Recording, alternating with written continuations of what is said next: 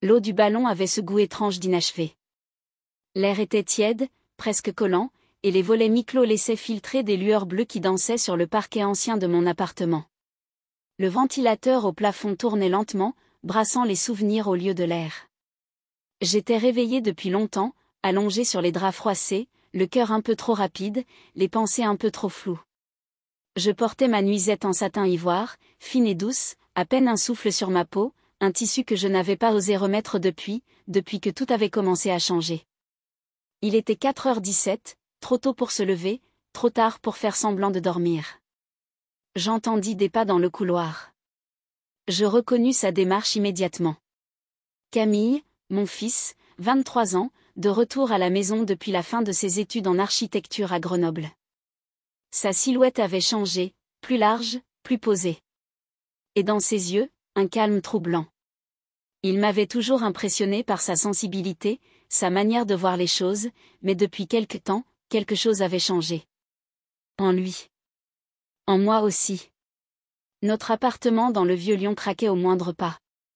Je le vis passer devant la porte entr'ouverte, torse nu, pantalon de pyjama bas sur les hanches, une bouteille d'eau à la main. Tableau fugace, mais inscrit en moi comme une photographie interdite. Je me levai sans réfléchir. Le satin de ma robe frôlait mes chevilles. Pieds nus, je traversai le couloir. Il était à la cuisine, éclairé seulement par la lumière du frigo resté ouvert. Il se retourna lentement, surpris, mais il ne dit rien. « Et tu ne dors pas ?» demandai-je, la voix douce, presque étrangère. Il esquissa un sourire. « Non, il fait trop chaud. » Je m'approchai. Mon souffle se bloqua. Il était à quelques centimètres, et pourtant, j'avais l'impression que l'espace entre nous était un abîme. « Moi non plus » murmurai-je. Un silence épais, chargé. Il posa la bouteille. Nos regards s'évitèrent d'abord, puis se cherchèrent. J'entendais sa respiration, je sentais sa chaleur contre mon bras. C'était infime, mais violent, comme un vertige, comme un souffle interdit. Parfois, j'ai l'impression qu'on ne se dit pas tout, souffla-t-il. Je ne répondis pas. Je posai doucement ma main sur son avant-bras, une caresse à peine effleurée. Il ne bougea pas, mais son regard descendit, ma clavicule, l'ouverture de ma robe. Cette nuit-là, il ne se passa rien. Rien de visible. Mais à l'intérieur, tout avait basculé. Les jours suivants furent une danse lente, le petit déjeuner à heure fixe, les tâches ménagères, les soupers tranquilles. Mais sous la surface, tout était différent. Camille et moi étions devenus des satellites gravitant trop près l'un de l'autre. Je le voyais, je le sentais, la manière dont il se penchait pour attraper quelque chose, ses doigts frôlant les miens en me tendant un verre, l'électricité entre nous, toujours là, tapis. Un matin, il descendit, torse nu, juste un pantalon de coton léger. Moi, j'étais à la cuisine, ma blouse blanche translucide et humide au niveau du dos. Je le sentis derrière moi, son regard lourd, précis. Il s'assit à la table, comme si de rien n'était, mais ses yeux me racontaient autre chose. Ma fille, Claire, 17 ans, commença à sentir ce changement invisible. Intuitive, vive, elle lança un jour, « Vous vous êtes disputé avec Camille ? Il est bizarre avec toi. » Je souris trop vite. « Non, ma chérie, il est juste un peu stressé. » Elle haussa les épaules, sceptique, mais ne dit rien d'autre. Cette nuit-là, sous la pluie, je m'assis près de Camille sur le canapé. Je portais une robe à fines bretelles, le tissu caressait mes épaules. Il avait une couverture sur les genoux. Il s'étira, son genou toucha le mien. Aucun de nous ne bougea. « Je ne sais pas si c'est bien, ce que je ressens, » murmura-t-il. Je ne pouvais plus mentir. Moi non plus. Mais je le ressens aussi. Nous ne nous sommes pas embrassés. Mais parfois, le silence fait plus qu'un baiser. Le soleil frappait contre les volets fermés, peignant des lignes dorées sur les murs de la chambre. Le silence de l'appartement était trompeur. On aurait cru une fin d'après-midi tranquille, et pourtant, tout en moi vibrait.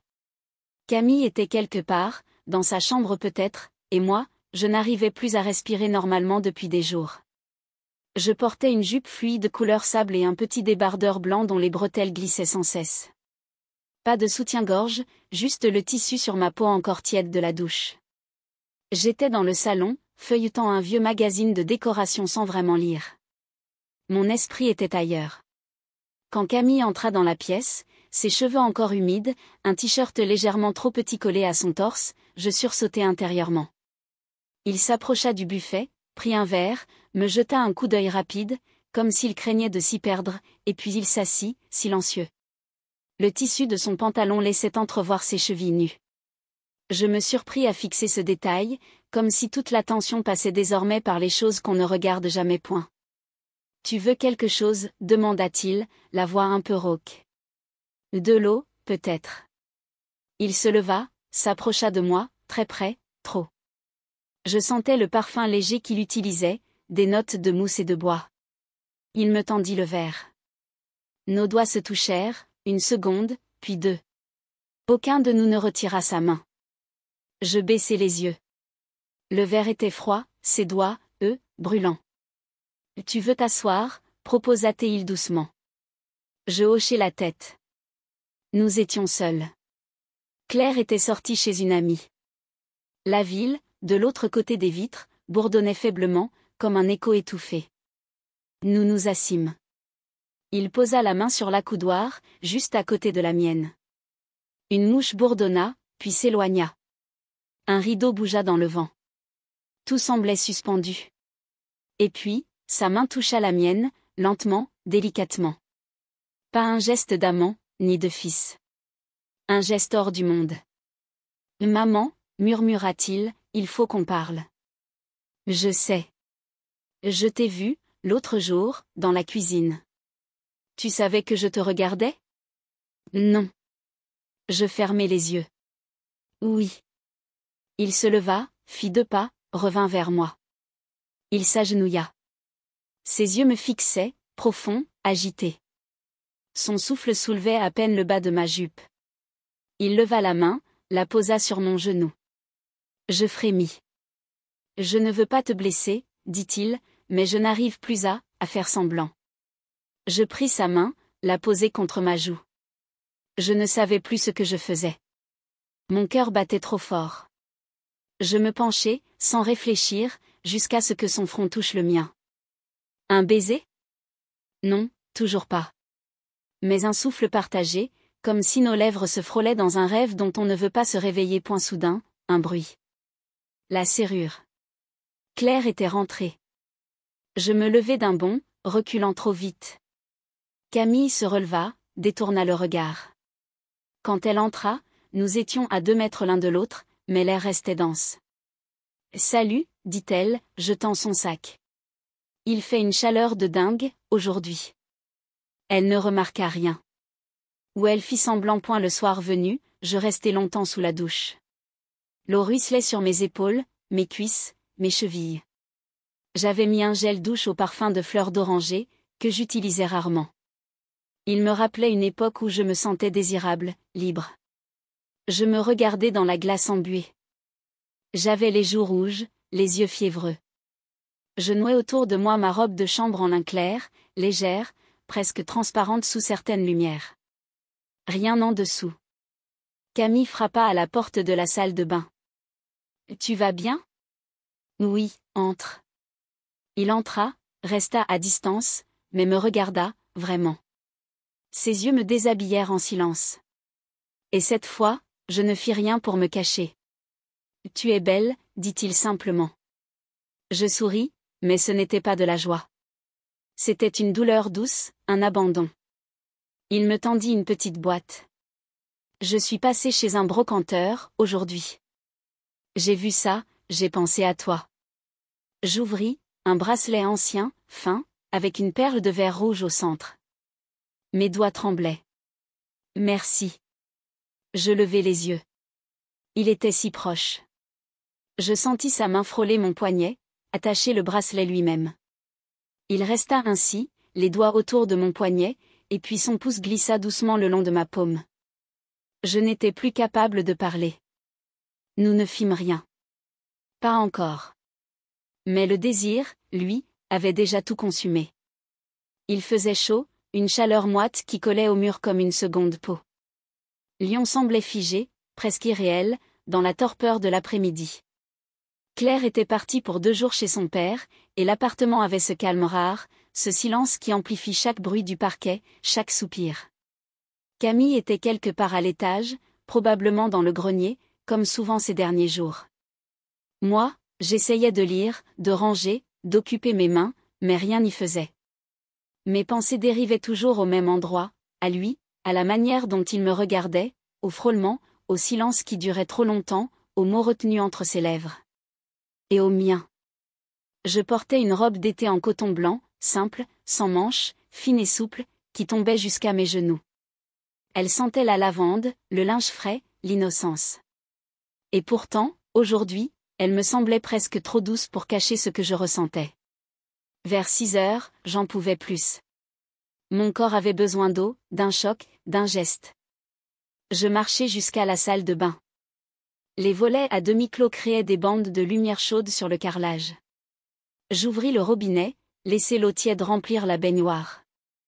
Je n'enlevai rien. Je m'assis lentement dans l'eau, habillée. Le tissu blanc flotta d'abord à la surface, puis se gorgea d'eau, épousant mon corps comme un gant liquide. Ma robe devint translucide, pas indécente, mais réelle, vivante. Le coton collait à mes cuisses, à ma poitrine, à mes bras. Ma respiration devint plus lente. Je fermai les yeux. Je ne voulais plus être mère, ni femme modèle. Je voulais exister, juste ça. Sentir mon corps, sentir la douceur de l'eau, le poids du tissu trempé, la caresse étrange du coton sur ma peau. Quand j'ouvris les yeux, il était là. Camille, silencieux, dans l'encadrement de la porte entr'ouverte. Il ne parlait pas. Son regard descendit lentement, de mes épaules mouillées jusqu'à mes genoux immergés. Je ne bougeais pas. J'étais là, visible, flottante. « Tu es magnifique », dit-il enfin. Sa voix était rauque, brisée par quelque chose qu'il ne comprenait pas lui-même. Je restai immobile. « Tu me regardes différemment, dis-je. Parce que je te vois comme jamais. » Il entra, ferma doucement la porte derrière lui.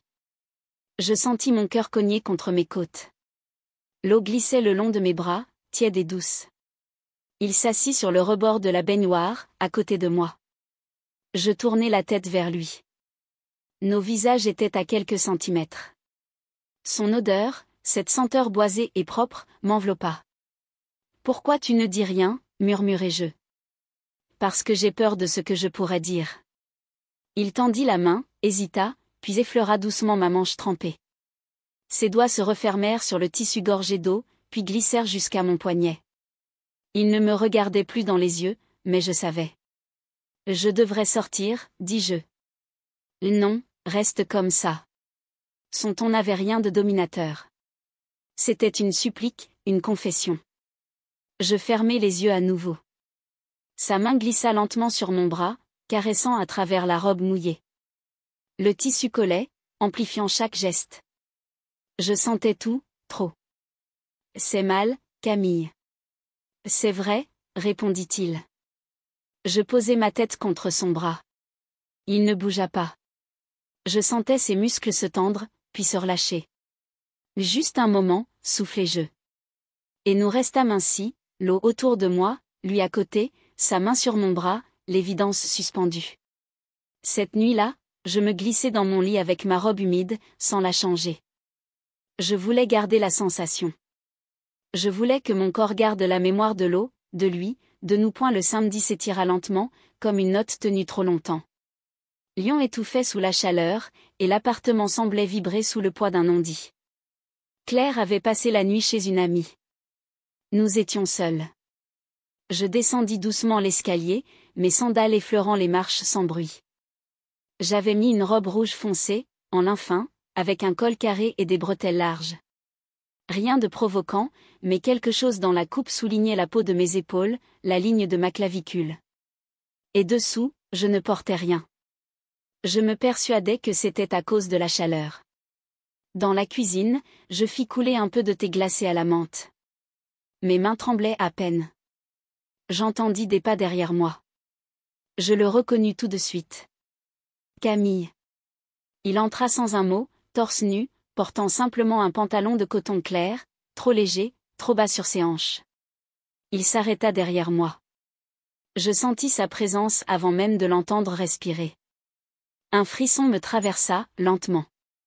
Je me retournai. Il me regarda, longtemps.